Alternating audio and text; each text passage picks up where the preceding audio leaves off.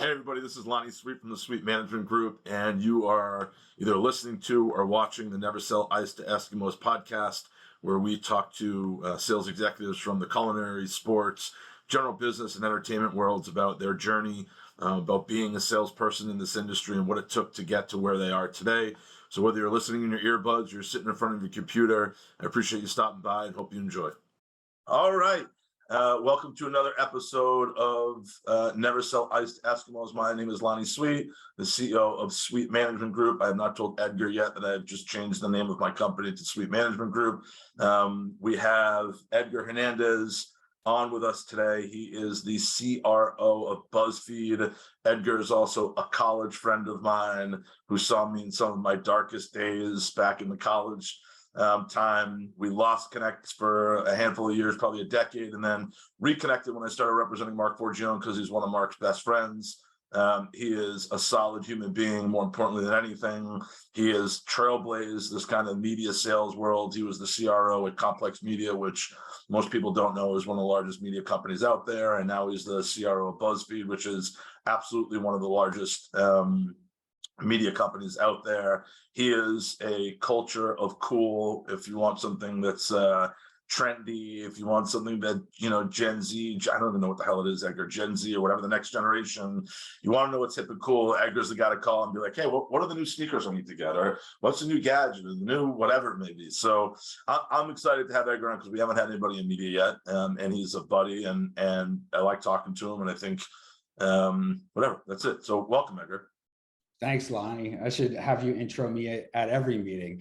And who That's would have my next job. Who thought you would have been introing me to anything, 20 years ago when we were back in Amherst? Buddy, I was getting kicked out of college dorms. I was just lucky to graduate college at that moment. My kids asked me, I was telling Edgar we're at a lacrosse tournament up in UMass, and my kids often ask me like what I was like in college, and it's like, listen, that was a totally different time. That was a dark place. There were things I'm not proud of. It's a learning experience as you go through life, and so yeah, you and me, man, we go back a really long time, and I don't know, man. I was excited to be reconnected with you because you're good people, and I always find it to be interesting people that know me from my previous lives. We definitely had a lot of fun, but it's interesting. I feel like there's something in the water up in Amherst because a lot of us that you wouldn't have imagined would end up where they are have really made it big and across a lot of different industries. And a lot of just natural born sellers too. Like a lot of our close friends are out there leading companies and industries. So it's fun to watch. It's an awesome segment, dude. I think that college is great for book smarts and it's great to learn. I can't tell you anything I actually learned from the books in college, right? I could tell you the best class I ever took was a sports marketing class where we actually went out and sold.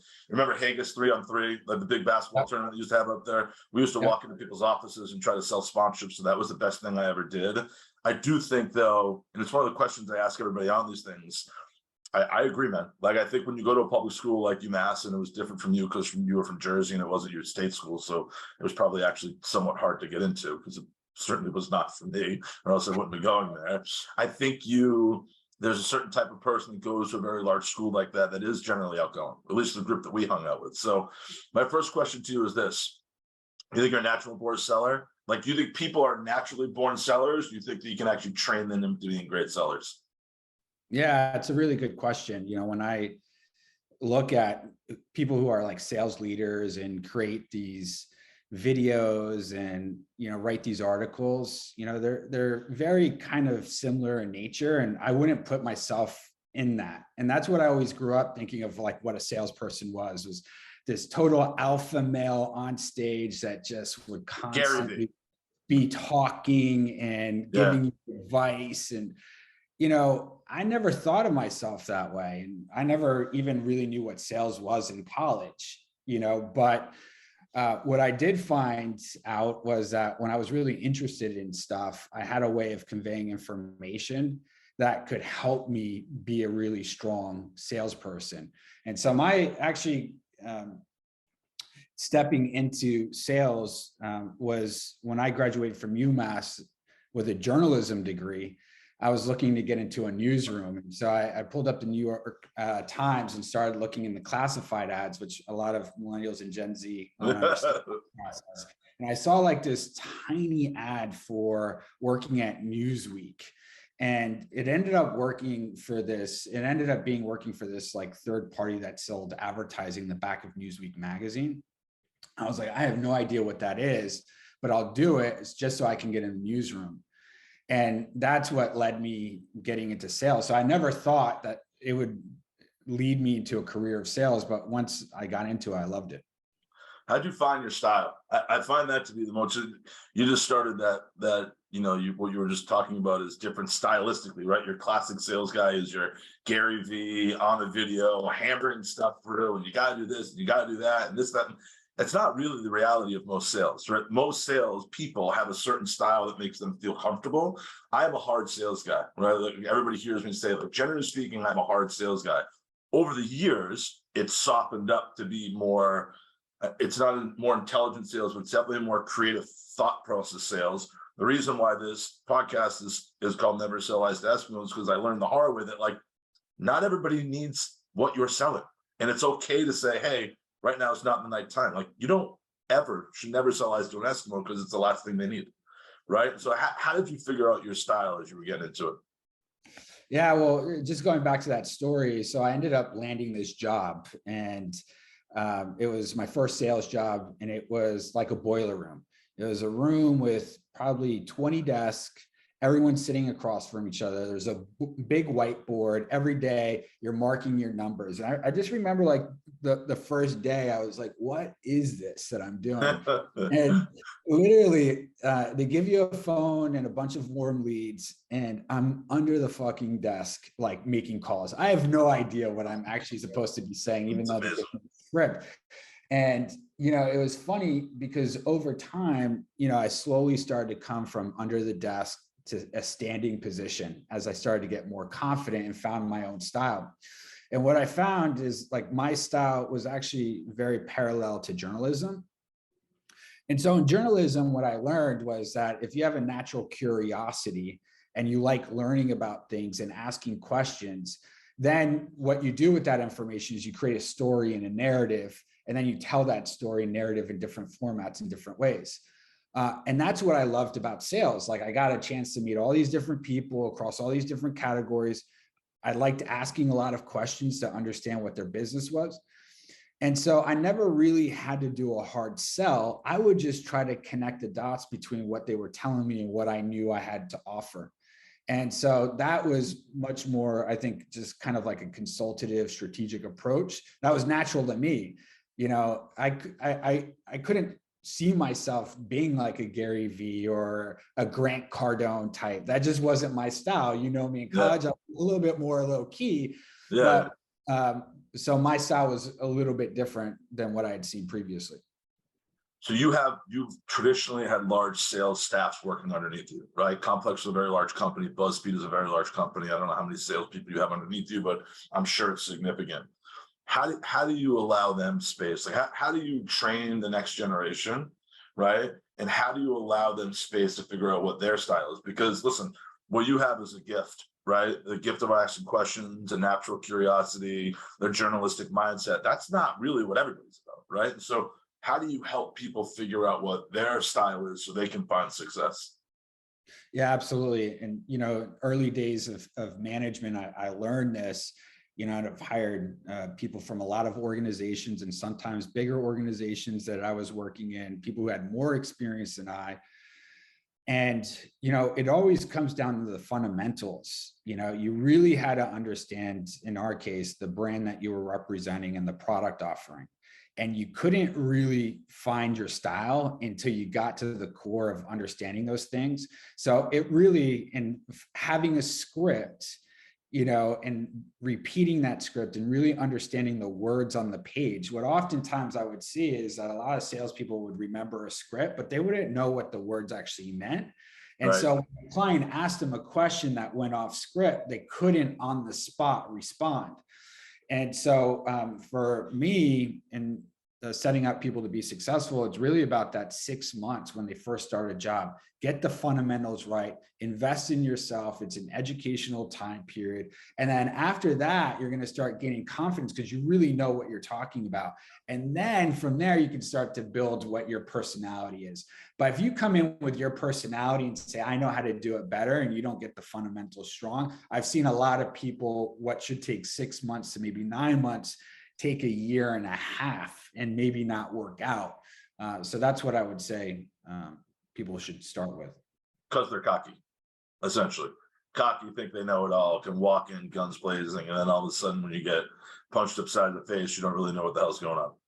Yeah, I mean, there's so many layers to sales, right? It's like what you were saying before is I used to think that if I walked into a room and I was able, and we used to call it like the AK-47, come in, you just spit fire, all these facts and information. And I would walk out early in my career and I'd be like, I fucking killed that meeting. Like I really destroyed it. And then years later, I found out that that was just a waste of everyone's time, right? Like I was very self-serving and I wasn't really thinking about the client's business and learning about it and connecting the dots. And so, yeah, there's definitely a lot of layers to it. So here's a question for you, because you're in media sales and have been for so long, and I know that's evolved and media's evolved, right? I think that, from, what you guys are doing at BuzzFeed, you've revolutionized the way people are engaging with content, which is super interesting. That's a whole nother podcast for another day. I always, and this is something that I had to learn over the years, I always thought the media sales was one of the most challenging things in the world, because when you really sell it, you're selling to a junior person who's just looking for a CPM, or they just say they want this, and it's very hard, right, to kind of break through that understanding. How did you go about like building relationships so you can kind of get past that first level, right? So past and not just you, but everybody, right, in your organization, like past the junior, media buyer that's just trying to, based on strategy that's been set above them. How do you get past those layers on the relationship level? Yeah, I think at the heart of it is that you have to find what is the value that they're looking for. And more junior people, when you're starting out, the value they're looking for is a great meal, or the opportunity to go to one of your events, or for sending them lunch when they're planning at midnight, or value in something that the client is looking for, and some type of additional added value. So I think it's all at the root of the value. You got to find the person, you got to understand what is motivating them, and then provide them value. And I think the connections that I've established the most is I'm constantly thinking about how I could add value to their lives. And that's not meaning that I'm selling something. If I can help someone find a new job when they're looking for it, if I can offer them a connection, if I could offer them recommendations when they're going on vacation, it's constantly offering that value that I think is what really cements strong relationships. Yeah. Are you seeing that in the next generation? I think that's super valuable. When I first started the Connect group, it was Connect Sports Entertainment. And I named it that because that's what I used to do all the time as well, right? I started thinking about, it wasn't necessarily about selling something or trying to generate revenue. It was people would call me with problems and say, hey, can you introduce me to this guy? Or can you help me solve this problem? And it had nothing to do with my business. It was just, we almost became friends. They knew that I could help in some way. How do you teach? Can you teach that to kids? I say kids. Can you teach that to the next generation, or is that like innately kind of something that you're born with? No, I think you certainly can teach. I mean, the sales culture that you create is something that every individual hopefully models themselves after. And I've always said, like, I always take the best of what I see in individuals that I work with, and then I add on to that on top of it. And so if you make that core to what the sales culture of your organization is, then people should adopt it, especially if they see the benefit. If they see you doing that, like I recently reached out to a CMO and I offered value and not in asking for anything else. and I engaged the person. And then later on, I said, hey, it'd be cool if we meet. I have some updates on some things that they could be interesting. Locked a meeting that turns into a bigger relationship and opportunity. Now that salesperson has seen that, they don't get to work with me that often, but then they'll start taking that into other relationships. So I think a lot of this stuff is taught. I think it's just a really interesting moment in time where we sit, especially with the pandemic the last 3 years. I mean, that's really hard. I mean, you think about the sales culture of being in office, and you go on a sales meeting with your boss and you're coming back and you're riffing on what went well, what didn't go well. And then you come back in the office and it was like, how'd it go? And then you're like, yeah, it was awesome. We killed it. And they're like, what'd you do? And you're like, yeah, I delivered, the best pitch. That doesn't happen anymore. That culture has kind of gone away. So I think it's a really interesting moment in time. And, a lot of what I think about is what does the modern salesperson look like and need to be like in order to be successful, which I haven't read much about. No one's really talking about how the pandemic has changed the way you engage clients in a meaningful way to establish long-term relationships. What is that? It's a super good point. I actually, we were talking about this and somebody that was on an earlier podcast. What is that? Like, how do you actually, because again, I agree with you. So much of selling is energy, right? And you're getting it from, it's not just coming from a meeting, but it's sitting outside your boss's office, listening, right? It's listening to other people. It's walking down the hallway as you're trying to creatively think through a problem and throwing a football or just bouncing something off of somebody. It is being in an office. How does that change? What does that modern salesperson look like? And how, it's a really good thought, Edgar. Like, how can they be as effective as possible without that, by the way? Yeah, I think it really comes down to, if you want to be a great salesperson, you start to think about how you do things differently. And right now in sales, a lot of people have become very, and understandingly so, complacent with staying at home. And they say, hey, my clients want to stay at home. They don't want to meet. And so they don't ask clients if they want to meet. They're not getting on a meeting plane. If I want to be a great salesperson right now, I'm basically trying to do the opposite of what everyone's doing right now, because then I'm going to take advantage of the market, right? The market is telling you, hey, this is what the norm is now. And I think it's a really interesting time for people, even including myself in sales leadership, to bust out of what the norms were, even pre-pandemic and now current pandemic. What are the things that have just brought malaise and, the same way that we run meetings? How do you change those things up? And so that would just be the thing that I would think about, is the modern salesperson should be kind of creating their own path and ultimately doing what the opposite of what everyone is kind of currently doing. Yeah, I was having a conversation with another client of mine who's got a restaurant, and we were there was just some issues with the restaurant. It's not doing as well as we possibly want it to be, and we were asking the question why, and it was something about somebody being on the floor and how important it was to engage with somebody's human nature, which is to feel comforted and to feel appreciated. It's really the same thing. You can do this all day long when you're in person with somebody and you're golfing or you're working out or you're taking to dinner. There is always going to be a human nature, right? We're human beings at the end of the day. Human beings generally like to be with other people, right? They like to engage. It's really hard to do it this way. And it's cool sending them bottles of booze, and it's cool sending them gift bags, and it's cool sending them swag. That's not human to human connection at all. No, absolutely not. We've done, we just did a summit with our sales and marketing team, and, because it is a relatively new company, we just went public last year, and we did a full integration and no one had met. And so we had decided we got to get everyone together. And so we did it in July, and we got some 250 people. So it was like maybe like 70% of the team came.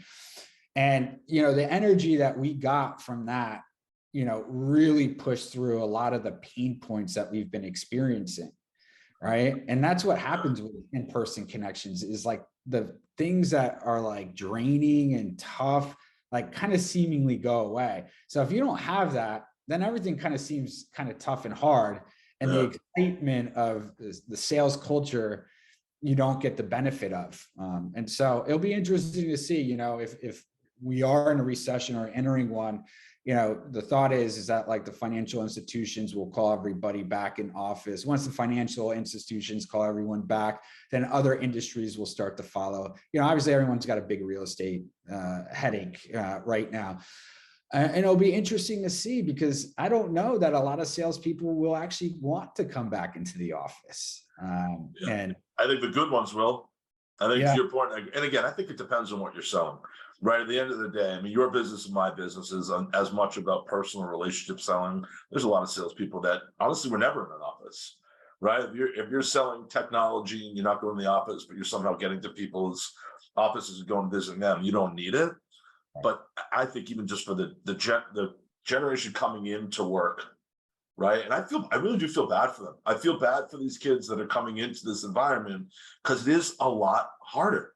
It's a lot harder. You have to have some type of internal drive, to your point, to say, fuck it, man, I'm going to the office. I know nobody else is. I know that might sound crazy. And I know it's more work, and it's going to take me an hour to get there and an hour to get home, or whatever it may be. But I want to be in that environment, because there's something really awesome about it. yeah. I mean, the best years of my career, early on at least, were when I got my first T&E budget. I was out 3 nights a week with clients. Right. I was running all over the city, and it got old after a time, but I continued to do it for many years. But you learn a skill set in client service, that if you don't have that opportunity right now, you're missing a big gap of really building some of those long-lasting early relationships, but also how to service a lot of different personalities in person. Which I think is a big benefit later in your career, when you really understand how to read a room and understand the type of person you're working with. Yeah, man, that's awesome. All right, so I know you're tight for time. I try to keep these things as short as possible. I have a tendency of talking; they tend to be very long. So here's what we're gonna do. We're gonna do like rapid fire questions, right? A few of these things, right? Then they're not. This is not, microeconomics. I'm not asking you about this, that, or the other, right? It's just because certainly I don't know the answer to those questions anyway. All right, cold email or cold call? I'm old school, cold call. Cold call, interesting. Well, I'm just saying from like early days, like, dude, going back to my first job, I think the max I ever hit was 84 cold calls in one day. And like, one day. There's nothing better than getting up on a whiteboard and putting the number of calls and beating everyone else. Like, there is a competitive layer that, should be part of sales. And I think your ability to be able to talk on the fly, dude, I remember I had a rotary phone, right? And I used to call girls at their houses, and talk about getting into sales early on. You have to go through the brother and the dad and the mother and the grandmother, like get to the girl. You have to think about your script and your pitch before you even pick up that phone. And so I think, cold calling is an amazing basis for a strong foundation. But also now is that no one uses the phone anymore. You can get so much done on the phone, so much more quickly than you can through email. But in today's modern age of sales and getting meetings, LinkedIn, text messaging, emails are certainly a big component of it. Do you like Zooms or you like phone calls? What would you prefer? Our world is over Zoomed a lot. I personally like Zooms better because I like seeing somebody, but there are days where I'm like, I just want to pick up the phone and call somebody. Yeah, for an introductory meeting, I would prefer Zoom, because obviously you get some semblance of what the person is like, but I prefer doing business over the phone. Like, I think it just works faster that way. If we have to set up a Zoom every single time, like, I think that's intensive. I agree. Books or podcasts? Right now, podcasts. With 2 young kids, like, my reading of books has dwindled quite considerably. But actually, podcasts make it easier on my commute, and TikTok is a phenomenal resource for understanding sales culture. Like, you can, once you get it in your feed and algorithm, all these sales leaders in real estate and different businesses businesses are on there touting themselves. And it's not my style, but it's good to always hear like how people are positioning things. What have you done over your career for self-development? Like, are you a avid reader of sales books? Are you an avid, like, before you have kids? Edgar's got a 1 and a 3-year-old, and he's 64 years old. So, he's had a lot of time before that. Were you always kind of that, I don't want self-help, I think is the worst. I don't want to position it that way, but were you always about self-development? Yeah, I mean, early in my career, definitely a lot of self-development. And then, when I transitioned early in my career from sales to sales management, it was about operating and running a business. So it was much more business minded in what I was Right. reading, the Wall Street Journal and New York Times, all these business trades, because that's what I wanted to learn and invest in versus more kind of like sales methodology. So I think it's been an evolution over time, like the things that I've been digging in on. What's your best sales book and business book you've read in your career? Good question. I don't know that it was a sales book that I read that was like the most informative. I was a sociology major in college, and I read a lot of books about human behavior and understanding and what motivates people. I think that was probably more educational for me, is once you understand the human mind and how it works and where people respond and where to pull, I think that was something that I always kind of played with and thought about.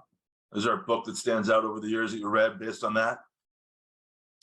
I'd have to get back to you on that. Nothing that comes top of mind. One thing that, I always read that I thought I've carried forward even in my latest role is, the first 90 days. And there's so many books about the first 90 days, but I think that is so foundational to get a good start in any new role. And so I would definitely recommend that to any new salesperson. Check out Blue Ocean Strategy. Nobody's asked me. My favorite book is probably Blue Ocean Strategy over the years, and it has nothing to do with sales tactics. It's about looking at a business and looking at environments. So it's actually one of the reasons why I went into culinary, is because of that book. Okay. It's Check pretty it out. awesome. Am I supposed to be asking you questions too? No, I have to do that. I told you I'm a hard sales guy. I have to talk, or else I don't really know what to do. This is unnatural for me to ask questions. Maybe I should just try to go on more. Instagram or TikTok? TikTok. Yeah, I love it. I think people underestimate how awesome and entertaining TikTok is. Yeah, I mean, it's completely different. It's interest based versus people based. Yeah, so if you're interested in different things, they'll just serve you up really great content. That's why all these platforms are trying to follow that algorithm now. Huh. I never actually thought of it that way. I always just thought that it's the same thing, that Instagram was super self-serving and it was about trying to make yourself look better than you actually are. And TikTok was just about entertaining you in some way. I find TikTok to be really entertaining. I could sit there for an hour and a half and not even think about it and just laugh and cry and be entertained or whatever it may be. What about your kids? Are they big TikTok fans? They are big TikTok fans. Yeah. It's funny the way that they use things these days. Like my daughter's got Instagram. She doesn't let shit stay up there. Like you go to her Instagram page, she's got 3 pictures and that's it. So she'll put something up there, she'll put a story, and then she'll take it down. Huh. Which is very odd. I think she has more followers than I do. I'm not really sure how that happened, but I try to keep it private and all this stuff. But they use it and the same thing with TikTok. What they don't want is they don't want people to see them a year ago. Like they just think like when you're going through it. I guess that's smart. I guess a lot of people get caught in what they posted 10, 15, 20 years ago. That isn't a true reflection of who they are now. She also said, Callie said something the other day I didn't think about. She said, I asked her why the hell she did that. She's like, because on TikTok specifically, she's like, when somebody new follows me, I don't want them to get blasted with all of my videos from years past. So like when you follow somebody new, all of a sudden in your For You page or whatever it is, you're getting all of the posts from those people that you just followed. She's like, I don't want somebody new to get my videos from a year ago. So like, I just want them to get what's kind of relevant today, which I thought was, I don't know, maybe she's smarter than I am. Hopefully. I mean, I know she's smarter than I am, but we all hope our kids are smarter than us, right? It doesn't take very much for them, by the way. It really doesn't take very much for them. What's your biggest sales pet peeve? Not listening, not asking questions. Dinner, drinks, or like a golf and activity? I mean, both are fantastic. If you can get someone out on the golf course for 4.5 hours, good for you. You should. How was your golf game, by the way? It's You play a terrible. lot? Yeah, it's terrible. What's what happens when you work so damn much? That's all I got, dude. That's all I got. What else? Anything else you want? Any words of wisdom you want to pass on to the next generation? Anything that's coming up in BuzzFeed and work and business that's worth talking about? The only thing I would say is that, there's a lot of salespeople out there. I think the difference between good and great isn't that significant. It's actually pretty small. And I think, one of the things I learned in my career is sacrifice. If you're willing to sacrifice some things, then you can get to great pretty easily. And not to say that I'm like great but like what I've seen in people that I've managed and led. And one of the easiest ways to beat the competition is morning routines. And, that to me, when I switched my morning routine and I got up earlier and I worked out and meditated and I did like an hour's worth of work before 9 a.m., I was crushing everybody. And that was just something that I've carried through my career and, leadership, is that morning routine for me sets up the entire day. And that's just one of the things I would say is a good competitive edge. Let me ask you another question, just as you're saying that. What do you feel about, like, you take home your work, I'm assuming, right? Most great leaders, most great people in business, this is not a sales thing, they take it home.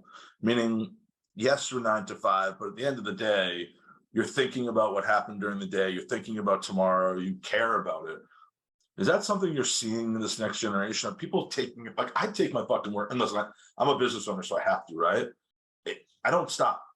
And I'm not saying that's a good thing. There's moments where I have to force myself, like, hey, put the phone down. You think people should be taking their work home with them? Depends what your motivation is. I think you got to look at your whole life and what you want. I see a lot of salespeople who say they want sales management. I say, okay, well, this is how your life is likely going to change. Like, it's not just a title and more money. It's like you have to devote your life for the next several years into a new skill set, and you have to commit to it. And what I tell people is, again, what good and great, the difference is whether you're obsessed or not. I'm obsessed, I'm like obsessive about my work. I love it. My wife is like, what are you thinking about? I'm like, I'm thinking about everything work related. And it's just like, I can't shut my brain off. And that's happening, in the middle of the night, Saturdays, Sundays, vacation. And no one's asking me to do that. But, I care that much, and I love what I do. And I'm always trying to figure new things out. And so I think that's just really inherent in who you are, Right. And hopefully whatever someone does, if you're not obsessed, then you're probably not doing something that is meaningful to you. And I'm not saying it's wrong, but I think that is what I've seen as a big difference between people I've come across. It's actually an amazing way to put it. I ruined sports for myself when I got into sports marketing, because I would go to games and all I would be looking at is who's doing ads in there, what are the promotions that they're running, how are they selling more hot dogs, and all of a sudden you're like, well, fuck, there's a game. I should be watching the game instead of looking at everything else. But it is about, I love that, actually, about being obsessed with what you're doing. And if you're not in that space, if you're not obsessed, you're probably not doing the right thing. Right. Yeah. Anyway, but you're awesome. I appreciate you. Awesome. Thanks for having me. Let's definitely get dinner on the book so we can see you guys, and we'll do the dinner and drinks instead of the golf, because my game sucks as well. So, all right, dude. Have an awesome. I appreciate it, Edgar. All right. Thanks, buddy. Later, Take care.